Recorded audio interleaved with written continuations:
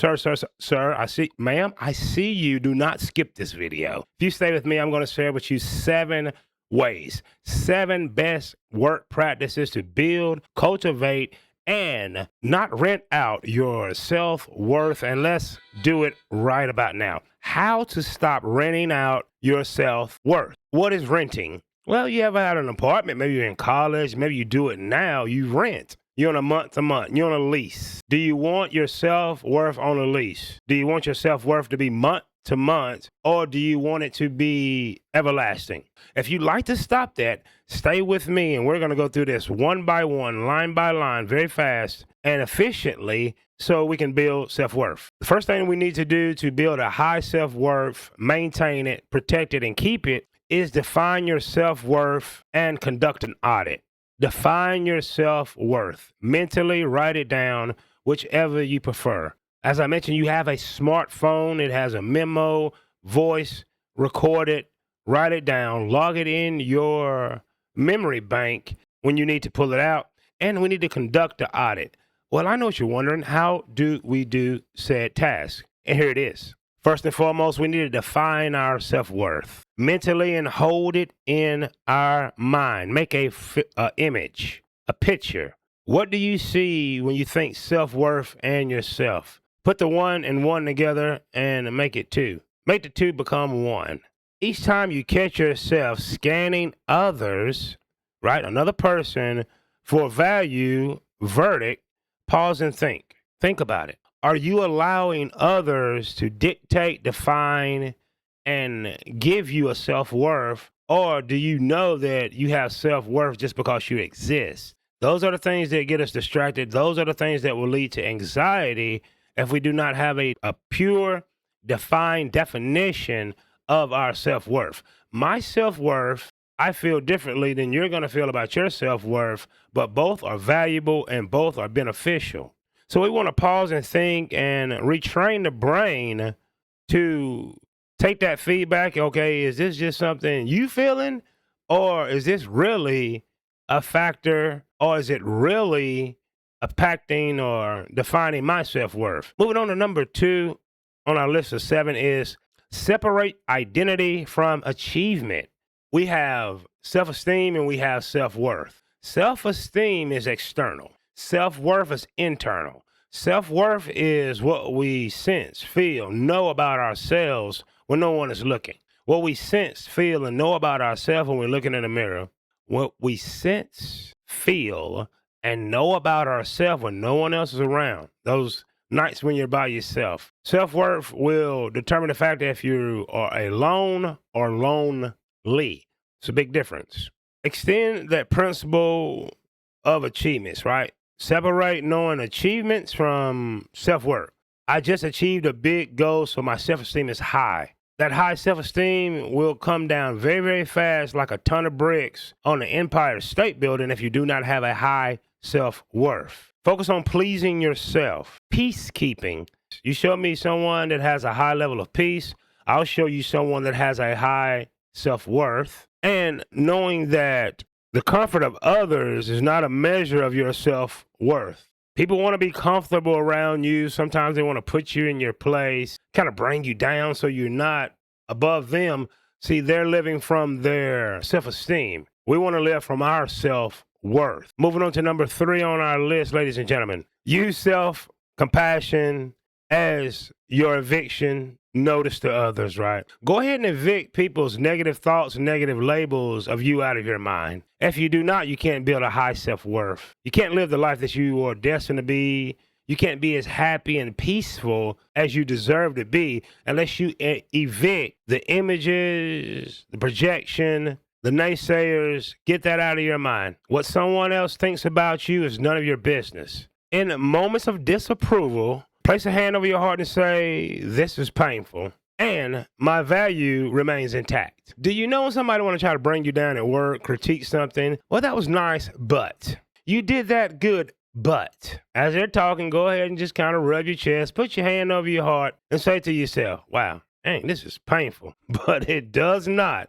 impact my self-worth. It does not bring me down. My self-worth remains intact. That is a great practice. I do it all the time at work and meetings. I just kind of rub my chest, feel my heart, and say, listen, I ain't kind of hurt. You're trying to cut me at the knees. It's okay.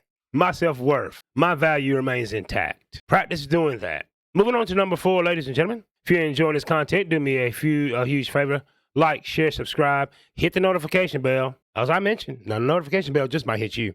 Number 4 on our list, set firm boundaries. It's a opportunistic thing to do, but it's very, very important if you're going to practice a high self-worth. You're going to be at peace with yourself. Anxiety leads to breaking down of the nervous system, leads to depression, leads to a lot of disease and illnesses, but we can avoid all of those just by setting some firm boundaries.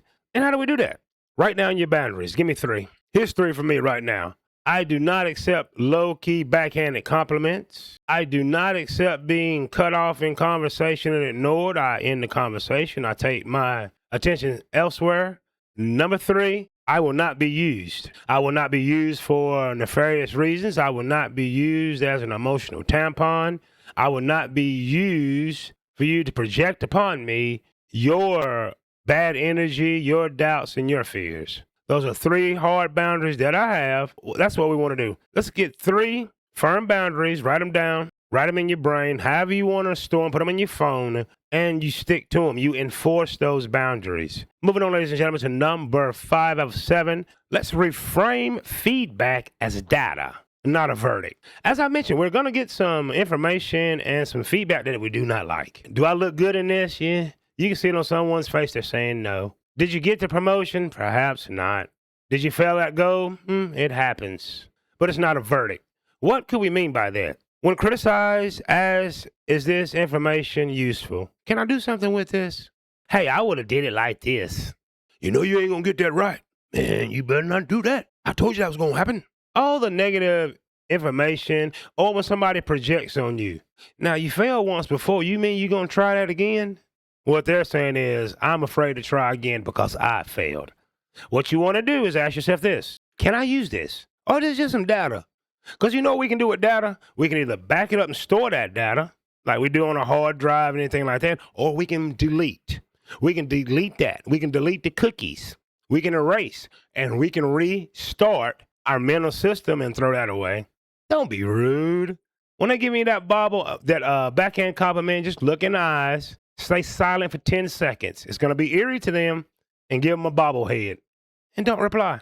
If it doesn't apply, let it fly. Basically, that's what number 5 is telling us. Reframe the feedback as data. Just some information, not a verdict of who you are, where you're going in life, what you're capable of, and your self-worth. Number 6, perform solo meaningful activities with 0 audience. Do some stuff by yourself. Go to the movies by yourself. Take a walk by yourself. That's what it's telling you. Choose one value-aligned activity.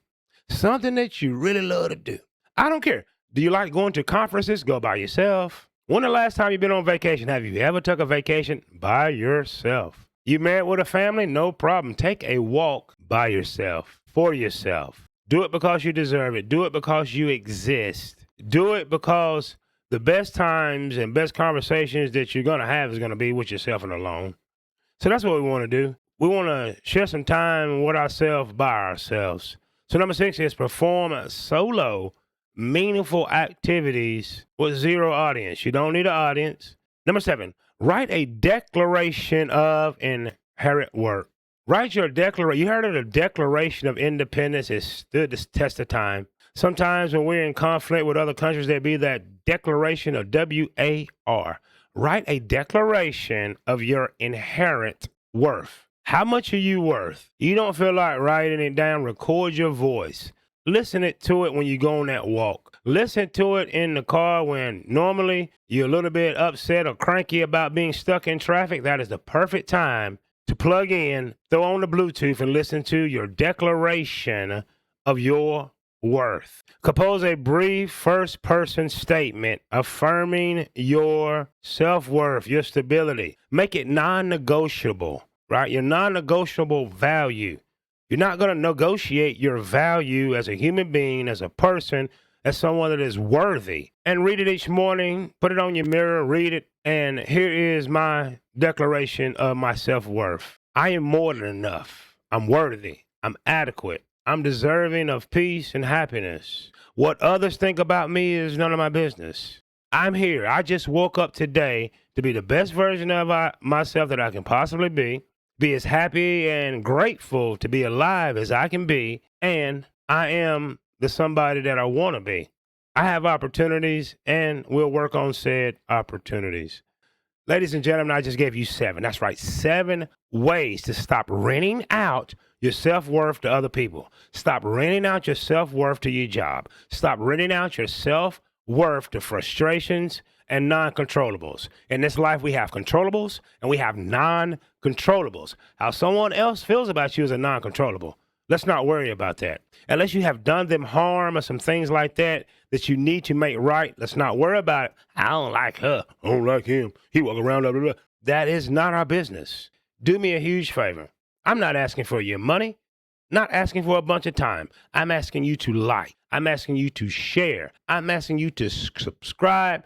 I'm asking you to hit the notification bell, and the notification bell just might hit you like the harsh reality that if you do not work on your self-worth, if you do not know the difference between self-worth and self-esteem, you will always struggle. You will undervalue yourself. You will not lead the peaceful, abundant life that you absolutely deserve. You will not get the inherent respect that you deserve for being a human being, and you may even suffer from anxiety, depression that leads to a breakdown of the nervous system and dis-ease. I hope I helped you. You have just been on Project Expertise, where I'm the project. I just share with you the expertise from my personal experience, from some research, and from some hard knocks, and I hope you use it. I promise you, if you remember anything that I've told you in this presentation, remember that you're more than enough. You're worthy, you're adequate, you're deserving of respect, love, and all of the great things in life. Seize the moment. Work on your self-worth. Do not rent it out to others.